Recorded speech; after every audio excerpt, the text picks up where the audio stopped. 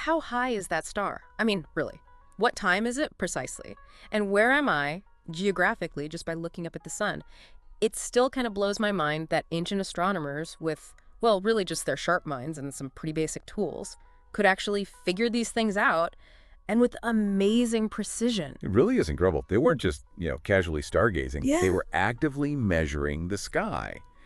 And crucially, they got that even their best measurements needed corrections. Yeah, the sky was their laboratory, essentially. And these astronomers were, well, meticulous. Absolutely. And their drive wasn't just theoretical curiosity, was it? It came from real practical needs. Things like accurate timekeeping, which was vital for, agriculture, religious rituals. Navigation, too. Yeah, fluid navigation across huge distances. Yeah. And setting up reliable calendars. All super important stuff. Welcome back, everyone, to the deep dive. Now, last time we dove into Aryabhata's Golapada, that amazing text that sort of painted the picture of the celestial sphere for us. We talked about mapping the local sky, using concepts like the meridian, remember that imaginary north-south line running straight overhead? Yep, through the zenith. And the prime vertical, too. We even started looking at how Aryabhata calculated how long daylight lasts. Right. But today we're getting practical. We're looking at how all that theory, all that geometry actually translated into real-world measurements and understanding. Exactly. That's our mission for this deep dive. Yeah. To really get how Aryabhata's math and the tools they used let ancient astronomers figure out their position, both in time and in space. Okay. We'll be looking at how just watching shadows, simple shadows, could tell them fundamental things about where they were and which way was which. And also why even straightforward observations sometimes needed tweaking, corrections. Precisely, why corrections were necessary. It's all about unlocking key astronomical and geographical information using, honestly, pretty basic tools and some really clever geometry. Okay, let's dive in. When we think about where something is in the sky, altitude is usually the first thing, right? How high it is above the horizon. And Aryabhata had a method for calculating this. It involves something called hour angle, which we touched on back in episode 28. Basically time, but converted into degrees of rotation across the sky. Right. That plus your latitude, where you are on Earth. Exactly. Once you know your local meridian, and you know the time relative to when something crosses that meridian, that's your hour angle, and you know your latitude, your fixed spot, then trigonometry is your best friend. Ah, trig. Knew it would show up. Always does in astronomy. And Aryabhata, in his Dṛktatā section, had already laid the groundwork. He defined these sine functions, his Chāyā. Which weren't quite our modern sines, but related. Sort of. They were ratios within a circle of a fixed radius. We often call them R sines. Think of it as doing trigonometry on a specific map or model of the sky with a standard size. Okay, so bringing that together, Aryabhata gives us a fairly neat way to figure out altitude, at least for things on the celestial equator. Yeah, he simplifies it nicely in verse Gola.28. Yeah. Essentially, he says, and this is the simplified version, you multiply the R sine of the hour angle by the R sine of the colatitude. Now, colatitude is just 90 degrees minus your latitude. Or you can think of it as the angular distance from your zenith, the point straight overhead down to the celestial equator. Got it. 90 minus latitude. Right. Multiply those two R sines together, then divide by the radius of their model celestial sphere. And what you get is the gnomon sign, or Śaṅku. That's Śaṅku. Okay, and that value, that Śaṅku, that is the elevation. Or represents it. It represents the elevation above the horizon, yes. Yeah. Technically, it gives you R times the sine of the altitude, but it's the key value. And this specific formula is for objects on the celestial equator. Correct. It's a simplified case. For objects not on the equator, you need more complex spherical trigonometry, which they also developed. But this principle is powerful. How so? It shows that connection, right? Time and location let you predict position. It's a demonstration of understanding the basic geometry of how the sky appears to move from our perspective, even if their physical model of the universe was different from ours. It really hammers home that interconnectedness. Know the time and where you are, you can predict where stuff is in the sky. And the flip side is just as important. Right. If you can measure the altitude of something and you know where it should be at a certain time, you can work backwards to figure out the time, or even your location. Exactly. The sky becomes this enormous, predictable clock and a navigation chart all rolled into one. So how did they make these measurements? You mentioned tools. Well, one of the most fundamental, most versatile tools was the gnomon. or Śaṅku, using Aryabhata's term again. Which is? Basically a vertical stick, a rod, a pillar, standing perfectly upright on a perfectly level surface. Sounds almost too simple. Just a stick in the ground? Pretty much. But the shadow it casts, the Chāyā. Chāyā. That's C-H-A-H. Chāyā, exactly. The information they could pull from observing that shadow. It was, well, remarkable. It's kind of amazing what you can learn from a shadow if you watch it carefully. So Aryabhata's system really leaned into observing this Chāyā. Absolutely. You track its length, you track the direction it points throughout the day, and suddenly you can unlock some pretty sophisticated geographical and time information. How did that work? What could the shadow tell you? Well, Gola.29, the verse, it's quite brief, but it describes calculating the shadow's components relative to the cardinal directions, north, south, and east-west. Okay. He talks about the north-south part. It's called Yamya. That's Y-A-A-Mya if it points south. And Samya, S-O-W-M-Y if it points north. Yamya and Samya. Got it. And then the east-west component is related to something called Pragoda. That's P-R-Guna. By carefully measuring these components, or just the shadow's tip, throughout the day. You map the sun's path. Effectively, yes. You map the sun's daily journey across the sky for your specific location. And that path must reveal some key things. You mentioned the shortest shadow. Right. That's the crucial moment. The shadow is shortest at local noon. That's when the sun is highest in the sky for the day, and it's crossing your meridian. That north-south line, again, Aryabhata called it Dṛkchāyā. Dṛkchāyā Shastam. Yes, quite a name. Huh. Okay, so at noon, shortest shadow, And critically, in the northern hemisphere at least, that shortest shadow points directly north. That moment tells you exactly where north is. It defines your local meridian. Ah, so the gnomon shadow finds true north for you. Precisely. Establishing that meridian line is absolutely fundamental. It sets up your whole local coordinate system for observing the sky. It's your baseline for timekeeping based on the sun. That simple shadow becomes a tangible marker for this invisible but essential celestial reference line. Amazing. Just from watching a shadow shrink and grow. It's the power of careful, systematic observation combined with understanding the geometry. Okay, so we've got direction finding. What else? Aryabhata also talks about something called amplitude, Arkāgrā. Yes, Arkāgrā. Akṣajyā. Amplitude is basically how far off from true east the sun rises, or how far off from true west it sets on any given day. Because it doesn't always rise exactly east, does it? Nope. It shifts north and south along the horizon throughout the year because of the seasons, because of the Earth's tilt. Arkāgrā is the measure of that deviation on the horizon. And Aryabhata had a formula for this too. He did. Verse 30 of the Golapada gives the calculation for the R sign of this amplitude. It depends on the sun's declination. That's its position north or south of the celestial equator. Right. And, again, your latitude. Okay, but here's where it gets interesting. You mentioned something about the equinox. Ah, yes. The equinox, which Aryabhata calls Vyavadain Vishuvadhyayane. Vyavadain equinox day. On the equinox, the sun's declination is 0. It's right on the celestial equator. So, theoretically, its amplitude should be 0. It should rise exactly east and set exactly west. But Aryabhata noticed it wasn't always 0. Exactly.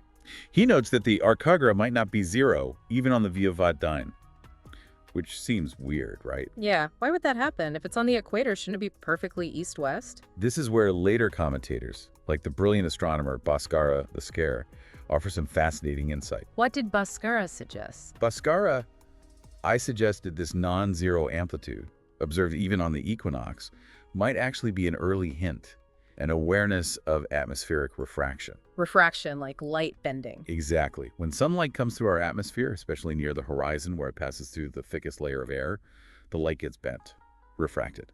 Okay. This bending makes the sun appear slightly higher in the sky than its actual geometric position. Ah, so even if its true position is exactly east on the horizon. The refraction makes it look like it's rising a tiny bit north of east, and setting a bit north of west, too. Wow. So they might have been observing an atmospheric effect without having the full theory. It seems plausible.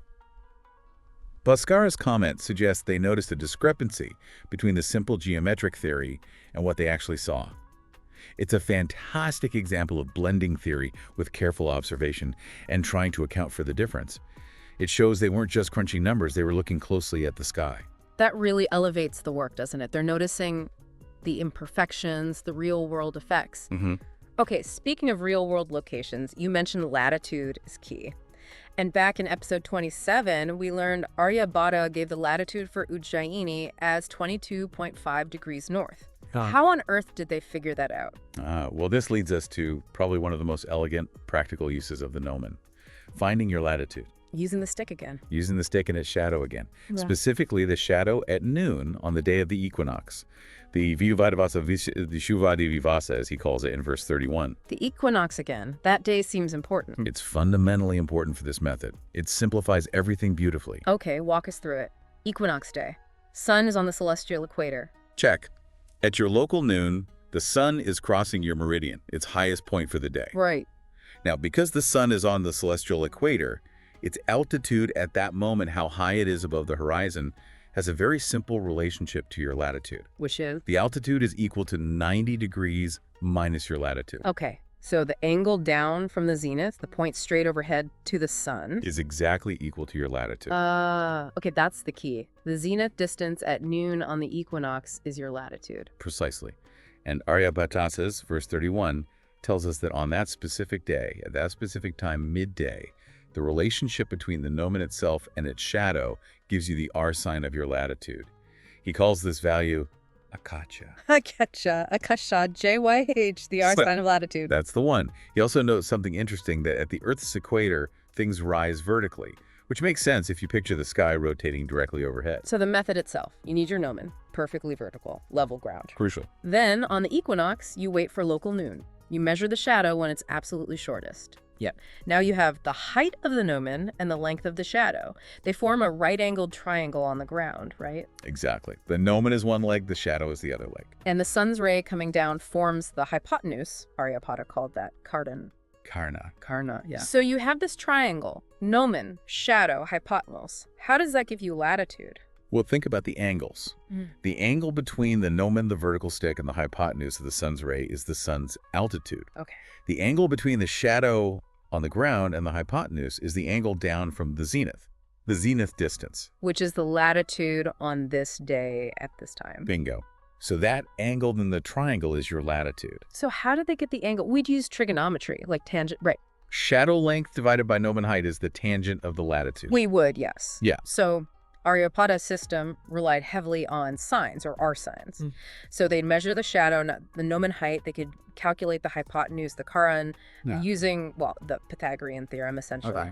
Then the ratio of the shadow's length to this hypotenuse length gives you the sign of that latitude angle. Shadow over hypotenuse is sine. Multiply that by their standard radius, R, and you have it. Akṣajyā, the R sign of latitude. Wow. That is incredibly elegant and practical. A stick, a shadow, one special day, and you know where you are north-south on the globe. It's foundational.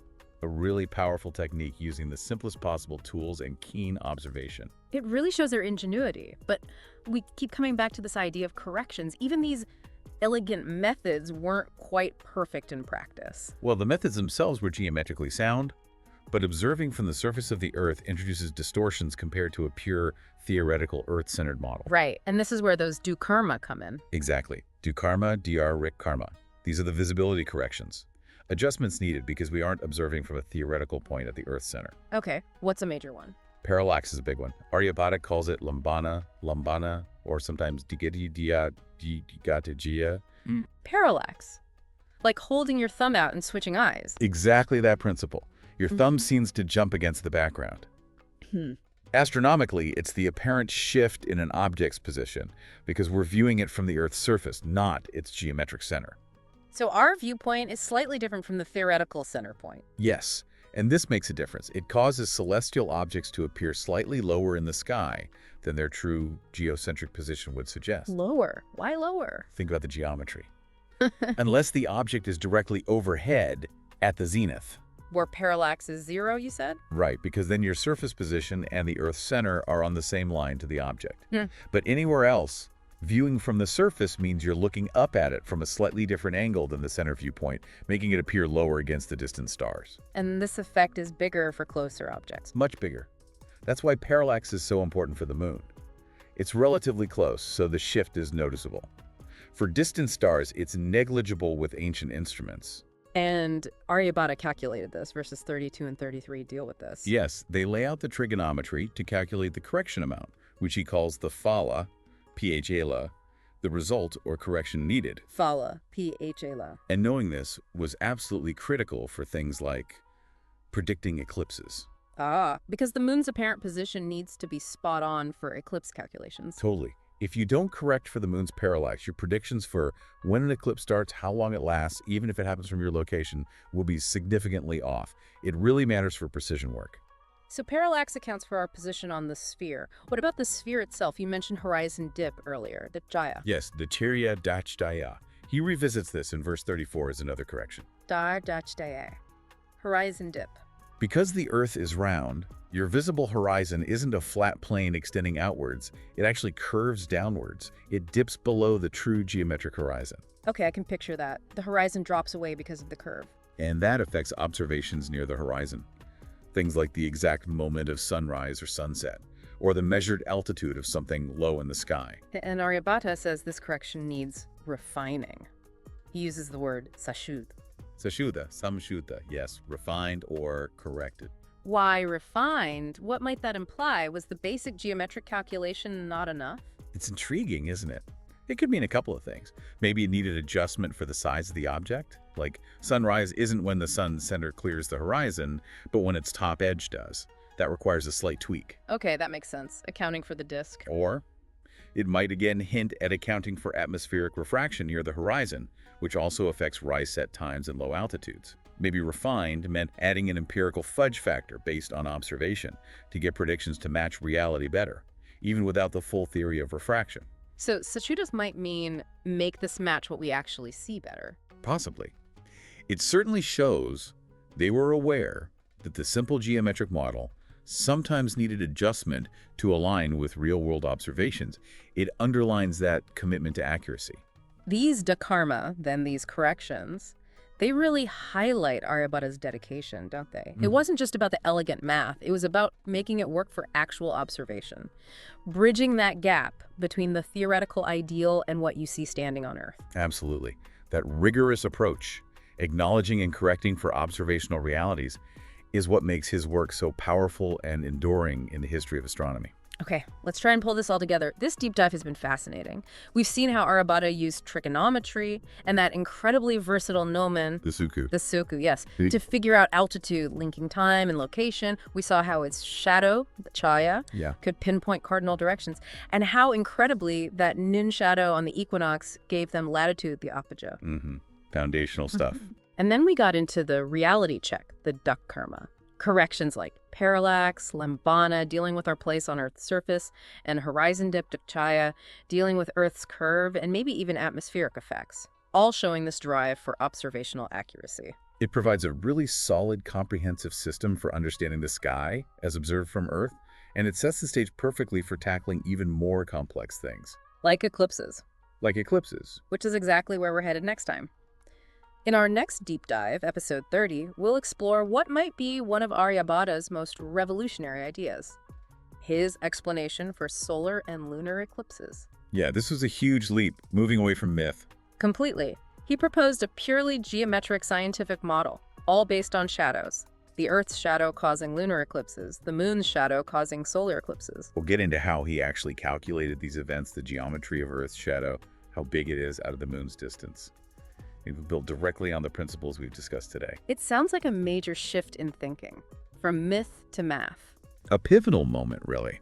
Applying this geometric understanding of the cosmos, derived from these careful observations and corrections, to explain these really dramatic celestial events. It really makes you stop and think, doesn't it?